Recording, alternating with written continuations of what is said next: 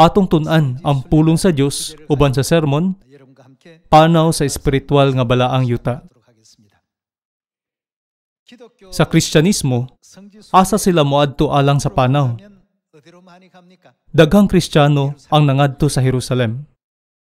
Unya, asa man kita moadto alang sa espiritual nga panaw. Dili ba natural nga moadto sa espiritual nga Jerusalem? Ang panaw sa Jerusalem makahuluganon gayud. Samtang ang ubang mga panaw importante usab, ang panaw sa Jerusalem giisip nga labing makahuluganon. Busa, dili ba ang pag-adto sa langit ng inahan, ang espiritual nga Jerusalem, ang labing makahuluganon nga panaw? Tungod niini nga rason, unsa ang gisulti sa espiritu ug sa pangasaunon? Dali. Karon, tun-an nato ang kabubuton sa Dios sa Biblia, nga nagpukaw kanato sa pag-adto sa Dios, aron pinaagi kaniya, matuman nato ang atong espiritual nga mga panalangin ug paglaom. Atong tanawon ang Revelation chapter 1.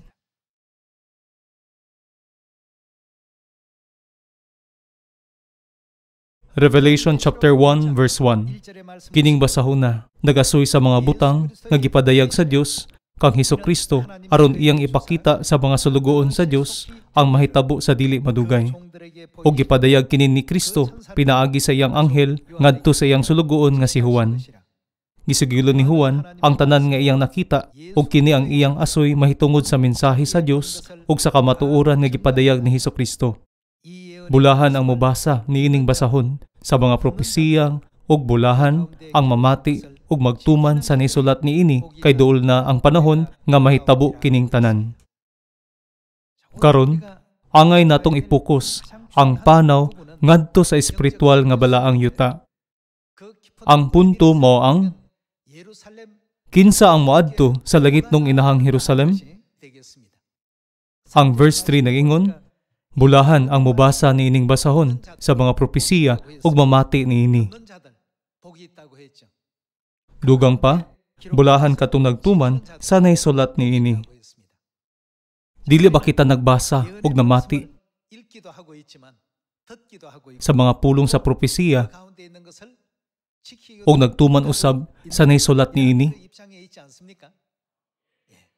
Atong gibasa, nadungog ug gituman kini. Ang Biblia nagpropesiya nga ang tanan kinahanglang mobalik sa langit nung inahang Jerusalem. Ang ubang mga tawo nagbasa lamang mahitungod sa maong propesiya, ug ang uban nakadungog lamang niini nga walay aksyon. Daghan ang wala gani mahibalo nga ang maong propesiya anaa sa Biblia. Hinuon, ang tanang mga anak sa Siyon sa tibok kalibutan nagbasa, naminaw, ug nagsunod sa mga pulong sa propesiya. Busa, kinahanglang magpasalamat kita kanunay sa Dios nga atong nadawat ang tanang tulo ka panalangin. Ang panalangin sa pagbasa niini, pagpamati niini, ug ang pagtuman niini. Busa, dili ba kabubuton sa Dios ang pagbasa, pagpamati, ug pagtuman sa mga pulong sa propesiya sa Biblia? Unsa ang gipropesiya sa Biblia mahitungod sa langit ng inahang Jerusalem? Atong tan-awon ang Galatians chapter 4 verse 26.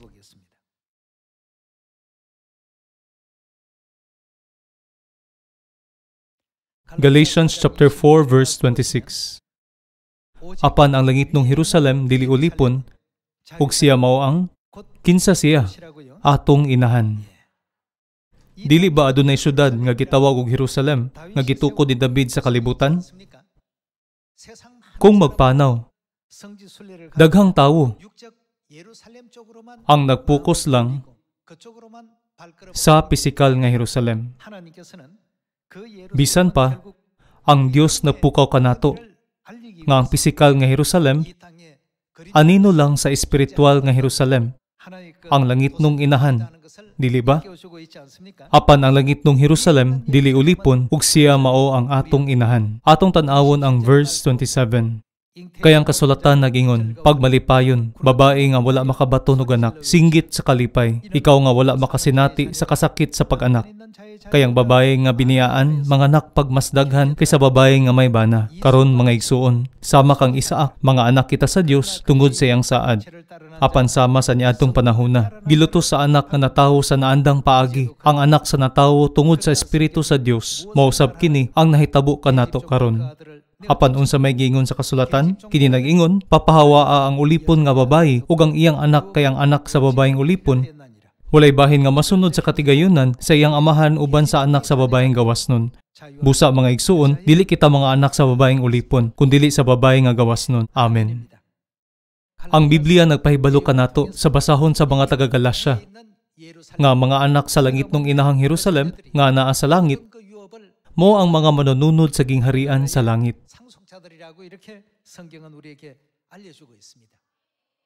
Dili lang nato kini basahon ug paminawon, kundili paningkamutan usab nga mahimong iyang mga anak, dili ba?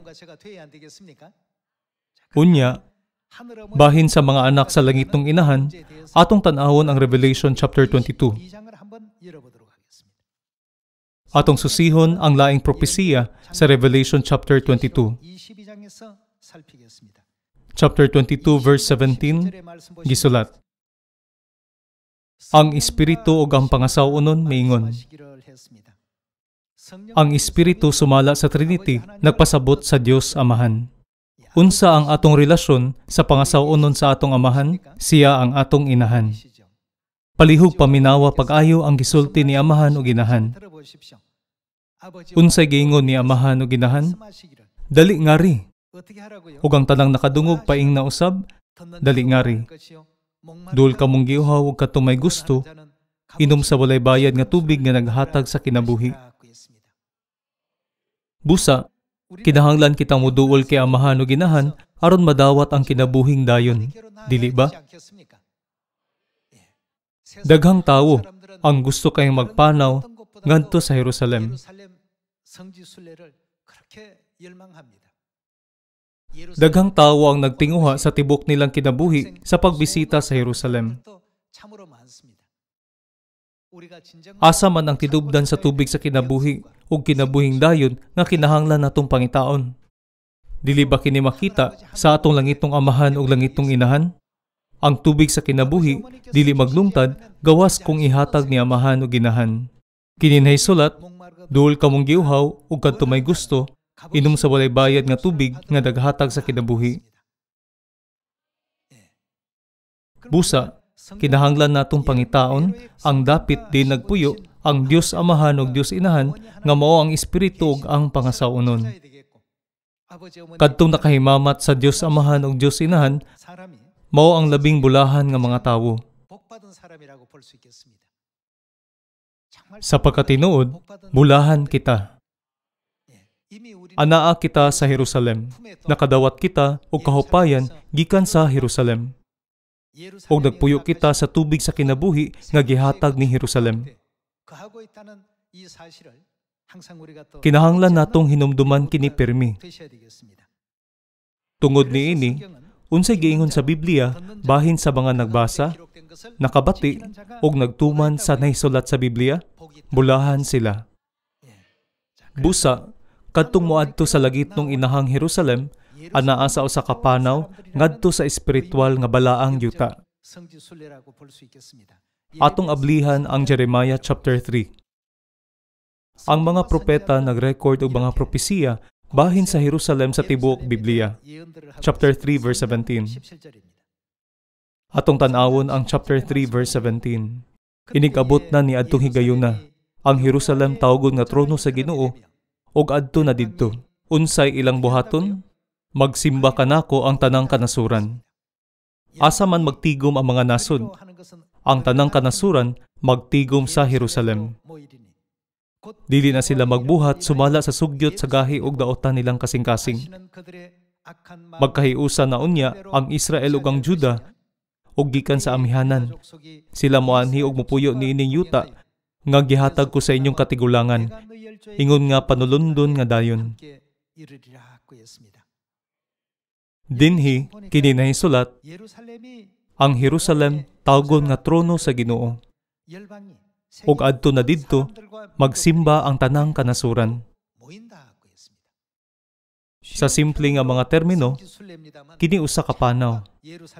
Ang tanang katawhan magtigom aron makita ang himaya sa langitnong inahang Jerusalem.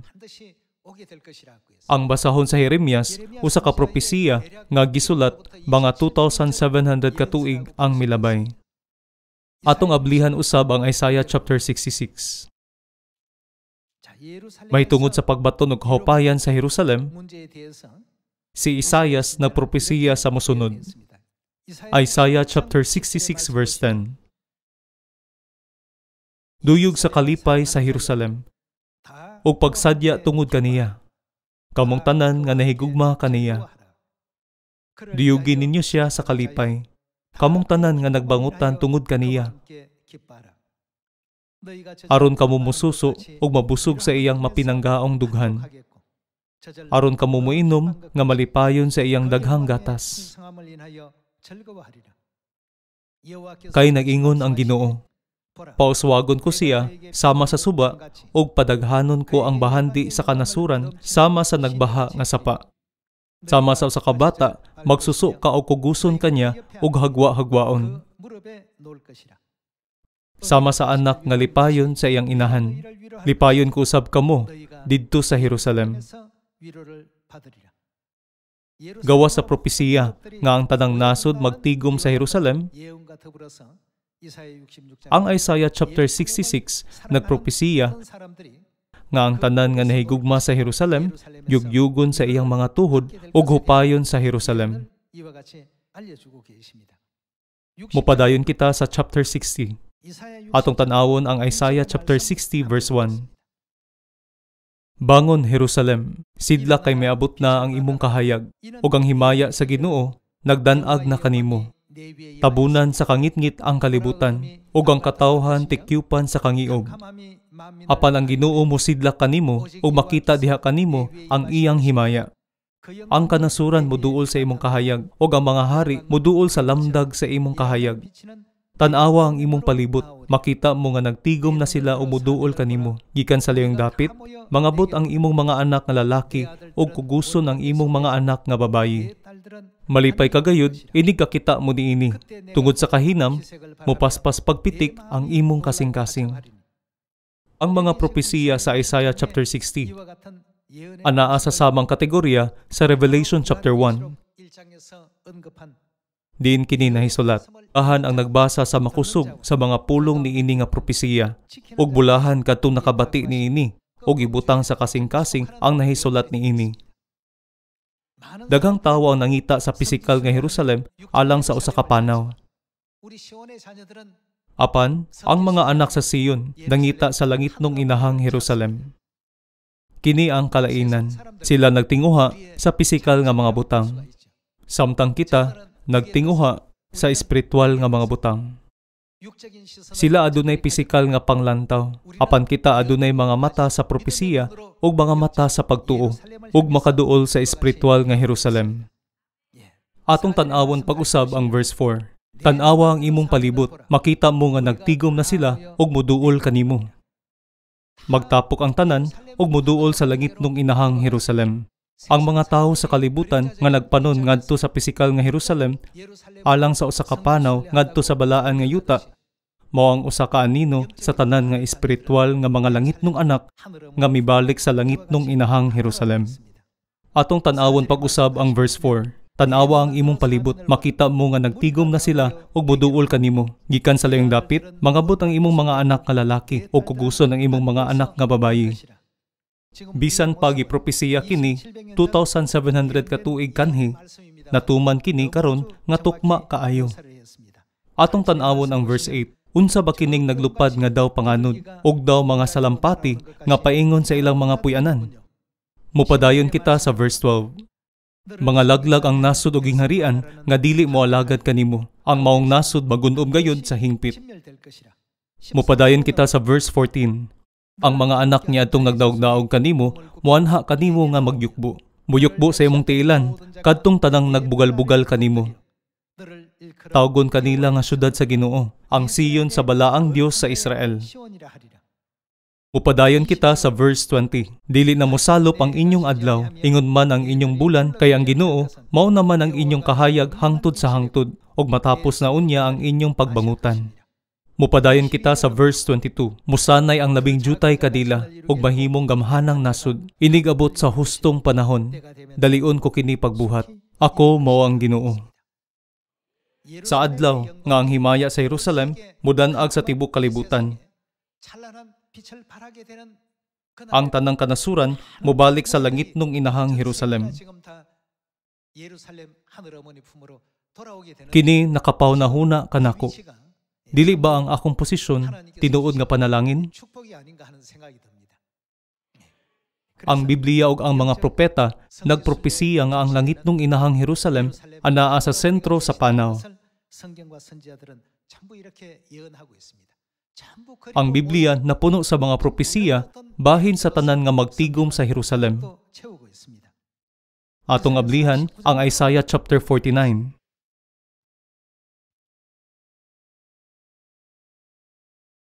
Isaiah chapter 49 verse 18. Tan-awa ang imong palibot, kay nagtigom ang imong katawhan ug mamauli na sila. Ipanumpa ko, ingon nga ako buhi nga Dios, nga magmapagarbuhon ka kanila, sama sa babaeng kasunon, nga mapagarbuhon sa iyang mga dayang-dayang alahas.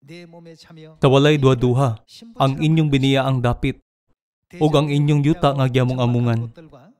Dili na paigo nga kapuy-an sa mamauli nga katawhan. Kadtong nagamong-among kaninyo, ipahilayo na kaninyo. Ang kabataan nga mataw panahon sa imong kasub-anan, muhunghong kanimo, gamay ra kining dapita alang kanako. Hatagi akog dapit nga akong kapuy-an. Unya, moingon ka diha sa imong hunahuna. Kinsay nanganak ni ining mga bataa alang kanako, nga nangawala naman ang akong mga anak. Og dili na ako mahimong mga anak pa. Gibihag ako og gisalikway. Busa, kinsa may nagmatuto kanila? Gibiyaan ako nga naginusara.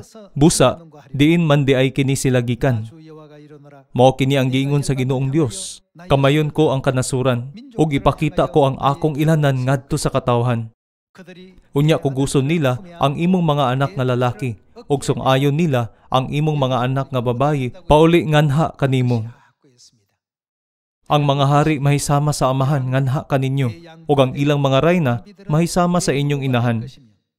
Muyukbo sila kaninyo, ug tilaan nila ang abog sa inyong tiil. Unya, makaila kamo nga ako mao ang Ginoo. Kadtong misali ka nako, dili gayud maulawan. Ang Isaiah chapter 49, nagpukaw usab kanato nga ang mga anak mobalik sa langit nung inahang Jerusalem.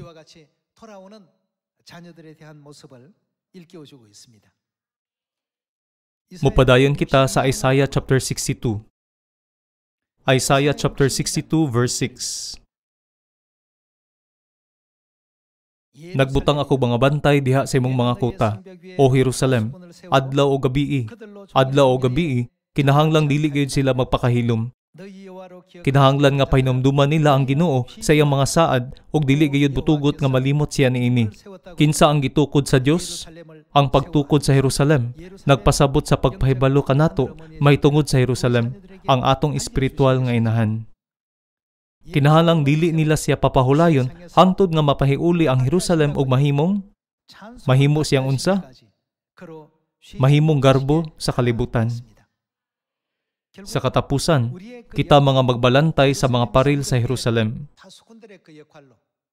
Unya, kinsa man ang atong iproklama sa tanang katawhan? Kinahanglan natong iproklama ang himaya sa Jerusalem.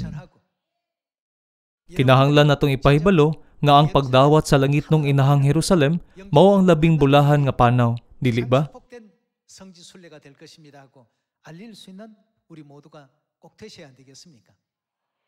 Mao kini ang rason ngano nga ang espiritu ug ang pangasaw-unon nag-ingon ngadto sa langit ng mga anak sa pagduol kanila sa Revelation chapter 22 verse 17.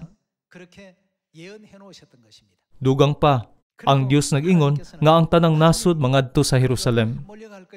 Siya usab nagpropesiya, ang mga hari mahimong inyong mga ama-ama, ug ang ilang mga rayna inyong mga masuso nga inahan. Sila muyukbo sa imong atubangan, ilang tilapan ang abog sa imong tiilan. Giisa sa Dios ang tanang propesiya.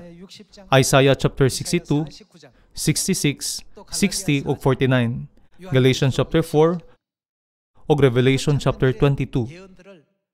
Nga mag-uban sama sa mga sumpay sa usa ka kadena.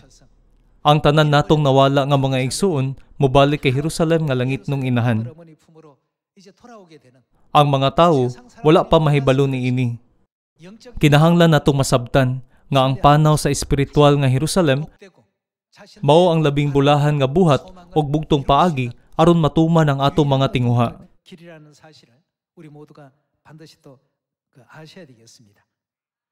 Busa sa libro sa Acts chapter 1, sa dihang ang Dios mianhi sa kalibutan, sa ngalan ni Jesus, 2000 katuig kaniadto, siya miingon, ayaw pagbiya sa Jerusalem, kundili pabilin sa Jerusalem. Unya, madawat ninyo ang gasa gikan sa langit. Unsa ang ilang nadawat? Wala ba sila nakadawat sa kanhing ulan sa Espiritu Santo sa Pentecostes? Atong tan-awon ang Acts chapter 1. Adunay pisikal nga Jerusalem ug espiritual nga Jerusalem. Kabubuton sa Dios nga masabtan nato, ang espiritual nga Jerusalem pinaagi sa pisikal nga Jerusalem. Atong tan-awon ang Acts chapter 1 verse 3. Atong tan-awon ang chapter 1 verse 3. Sulod sa 40 ka adlaw, human siya mamatay, mipakita siya kanila sa makadaghan, sa mga paagi nga nagmatuod nga buhi gayud siya. Nakita nila siya ug nakigsulti kanila mahitungod sa paghari sa Dios. Ug samtang si Jesus uban pa kanila, ikasabutan niya sila. Unsa ang iyang sugo? Ayaw una kamo pagbiya sa Jerusalem. Kinahanglan ba nga atua sila sa Jerusalem aron makadawat sa balaang espiritu? Mahimo nilang madawat kini sa Jericho o Damasco. Mahimo usab kining madawat sa ubang lugar. Apan si Jesus miingon, ayaw pagbiya sa Jerusalem. Ayaw una kamo pagbiya sa Jerusalem. Hulatan ninyo, ang gasa nga gisaad sa akong amahan, sumala sa gisulti ko kaninyo. Kay si Juan nagbunyag pinaagi sa tubig, apan pipila na lamang kaadlaw gikan karon, bunyagan kamo pinaagi sa Espiritu Santo. Busa, sa pagsunod sa sugo ni Jesus, ang mga tinun-an nag-ampo sulod sa napulo ka adlaw. Unsa ang ilang nadawat sa adlaw sa Pentecostes sa Acts chapter 2? Napuno sila sa kanhing ulan sa Espiritu Santo. Dinhi, ingon sa gitudlo ni Jesus nga dili mo biya sa Jerusalem sa katapusang mga adlaw. Kung kita mo puyo sa langit nung inahan, ang espiritual nga Jerusalem, dili ba kita mapuno sa balaang espiritu? Mao kinyang hinungdan nga 2,700 katuig kanhi. Ang mga propetang si Isaias ug Jeremias nagsulat nga ang tanang katawhan magtigom sa Jerusalem. Sa Isaiah chapter 60, sa dihang ang iyang kahayag mudanag, ang mga hari ug mga anak moabot gikan sa halayo. Naisulat, kinsa ba kini sila nga naglupad-lupad sama sa mga panganod, sama sa mga salampati ngadto sa ilang mga salag. Posible kini, tungod kay gisugo sa Dios ang mga magbalantay sa Jerusalem nga dili gayud magpakahilom. Sama sa naisulat sa Isaiah chapter 62. Dugang pa, unsa man ang ilang buhaton hangtod makadawat siya og pagdayeg gikan sa kalibutan? Kinahanglan nga dili sila mopahulay, apan iproklama ang iyang himaya, ipahibalo ang mga propesiya mahitungod kaniya. Kita nagpuyo sa katapusang panahon sa Espiritu Santo. Si Satanas, ang yawa, nakig-away sa langit ng inahan, sumala sa propesiya sa Dios sa Genesis chapter 3 verse 15. Himuon kong magkaaway, ikaw ug ang babayi. Ang tanang katawhan nailalom sa pagyatak ni Satanas o gidaog-daog sa iyang gahom. Apan, adunay mga dili ubos sa pagdaog-daog ni Satanas. Sumala sa Revelation chapter 12 verse 17, kinsa sila? Sila ang nahibilin sa mga kaliwat sa babayi. Ang nahibilin sa mga kaliwat sa babayi, nagsunod sa mga sugo sa Dios, ug nagkupot pag-ayo sa pagpamatuod, bahin kang Hesus. Dili ba? Ang Dios naghatag kanila lamang sa katungdanan sa harianong pagkapari sa langit, ug nag-andam og usa ka mahimayaong dalan alang kanila sa pagdawat sa kinabuhing dayon ug mga panalangin. Busa, dili ba kana ang atong kaugmaon tungod kay nagsudod kita kay Amahan ug Inahan? Daghang mga tawo ang misulay sa pagbungkag sa atong pagtuo sa langit ng Inahan. Apan kita masaligon nga ang Dios Amahan mao ang ikaduhang pag-anhi nga Kristo. Kinsa ang giingon ni Amahan nga iyang gisunod? Tungod kay si Amahan, nagsunod kang Inahan, unsa ba nang angay buhaton sa iyang mga anak? Dili ba ang pagsunod kang Inahan mao ang labing maayo nga dalan? Kana nga dalan mao ang dalan ni Amahan ug Inahan, ug kana nga dalan mao ang dalan padulong sa gingharian sa langit. Kinahanglan natong sundon kana nga dalan. Busa, unsay giingon sa Micah chapter 4? Siya magtulo kanato sa iyang mga paagi, aron kita makalakaw sa iyang dalan. Ang mga pulong, ako nagsunod kang Inahan. Dili kita ang nag-record. Kinsa kining pagtulunan? Kini mao ang pagtulunan ni Amahan. Busa, atong sundon kini nga dalan hangtod sa katapusan, aron atong matagamtaman ang kinabuhing dayon ug ang panalangin uban sa langit ng Inahan sa langit. Unsa ang gisulti ni ini mahitungod ni atong nagbasa, nakabati ug nagtuman sa mga pulong ni ini nga propesiya? Bulahan sila. Kadtong makadawat sa langit ng mga panalangin, makasabot sa mga pulong. Apan unsa bay mahitabo niadtong wala makadawat sa langit ng panalangin? Bisag nakakita, sila nagpakabuta. Bisag nakadungog, sila nagpakabungol o dili makasabot. Apan kamo, pagkabulahan ninyo, kay makakita ang inyong mga mata ug makadungog ang inyong mga dalunggan. Atong ikulit sa atong mga kasing-kasing kining mga pulunga uban sa mga pagtulunan sa Biblia. Asa kita moadto alang sa atong panaw? Ngadto sa Jerusalem. Nahinaot ko nga atong pahibalon ang daghang mga tawo bahin sa panaw sa langit nung Inahang Jerusalem. Nang hinaot nga makita kamo grasya sa sermon, panaw sa espiritual, ngadto sa balang yuta. Daghang salamat.